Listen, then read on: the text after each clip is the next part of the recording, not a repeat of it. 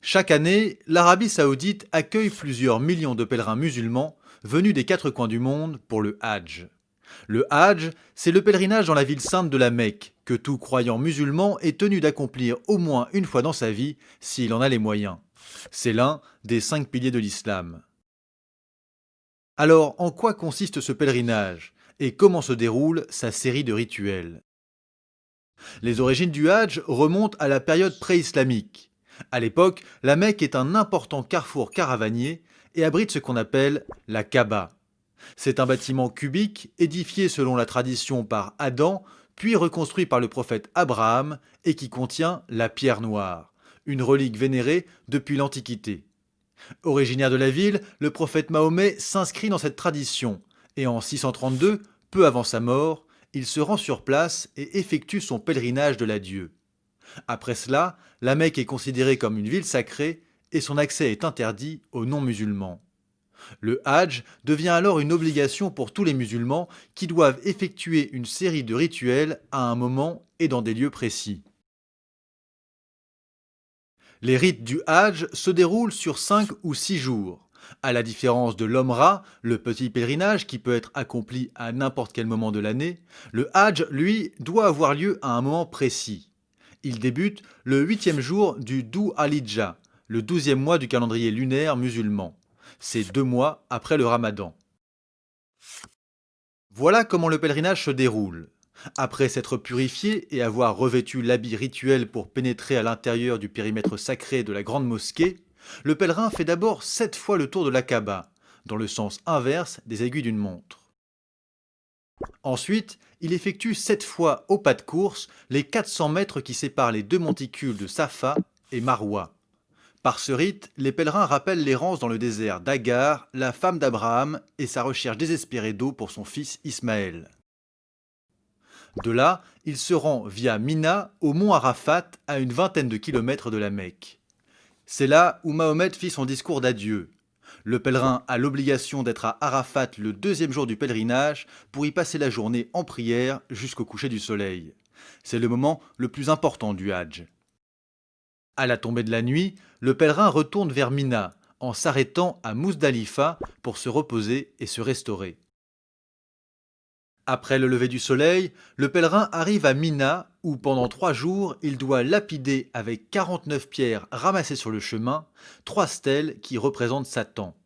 Par ce geste, le pèlerin répète celui qu'ont accompli Abraham, Agar et Ismaël devant l'apparition du diable. Le premier des 3 jours, le jour de l'Aïd el-Kibir, on commémore le sacrifice d'Abraham, prêt à tuer son fils à la demande de Dieu, mais qu'il put remplacer par un bélier. En souvenir, le pèlerin peut aujourd'hui sacrifier un animal. Il revient ensuite à la Mecque pour accomplir les 7 tours de la Kaaba et le parcours entre Safa et Marwa, ce qui marque la fin de son état de sacralisation. Ensuite, il retourne à Mina. Après les nuits passées à Mina, le pèlerin revient à la Mecque et y accomplit une dernière fois les 7 tours de la Kaaba et le parcours entre les deux collines, ce qui marque la fin des rites du Hajj. Le pèlerin peut alors rentrer chez lui ou poursuivre son voyage à Médine, une autre ville sainte de l'islam. Il est désormais Hajj, un titre honorifique qu'il peut accoler à son nom et qui lui confère un prestige social. Auparavant, les pèlerins empruntaient les routes vers la ville sainte à pied ou à dos d'âne ou de chameau, au prix d'un voyage périlleux. Aujourd'hui, ils arrivent pour la plupart par avion à Djeddah, situé à 70 km de la Mecque, et se rendent ensuite en autoroute dans la ville sainte, accessible uniquement aux musulmans. Au cours des dernières décennies, la démocratisation des moyens de transport n'a fait qu'accroître la pratique du Hajj. En 2013, plus de 3 millions de fidèles ont ainsi pu déambuler autour de la Kaaba. Un quota est établi pour chaque pays d'origine en fonction du nombre de musulmans qui y résident. En 2013, ces quotas ont subi une coupe drastique prolongée sur 3 ans. Moins 20% de pèlerins pour chaque pays et jusqu'à moins 50% pour l'Arabie saoudite. Cette mesure accompagne les travaux d'aménagement et d'extension de la grande mosquée nécessaires pour faire face à l'afflux croissant de pèlerins et pour en assurer la sécurité.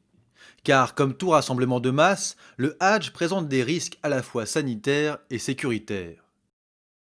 Le 24 septembre 2015, à Mina, où quelques 300 000 personnes se rassemblent chaque heure pour la lapidation des stèles, une gigantesque bousculade a ainsi provoqué la mort d'au moins 2297 pèlerins, un chiffre avancé par les autorités des pays d'origine des victimes. Minimisé par l'Arabie Saoudite à 769 victimes officielles, cet accident est le plus meurtrier de l'histoire du Hadj, qui est très régulièrement émaillé par des incendies et des mouvements de foule. Selon la presse saoudienne, pour le Hadj 2016, les autorités doivent équiper chaque pèlerin d'un bracelet électronique censé permettre leur identification et des soins éventuels. Source de légitimité religieuse et politique, le Hadj représente également une manne financière pour l'Arabie Saoudite. Avec une dépense moyenne par pèlerin estimée à 17 381 rials, soit plus de 4 000 euros, ce tourisme religieux est la deuxième source de revenus du pays, après le pétrole.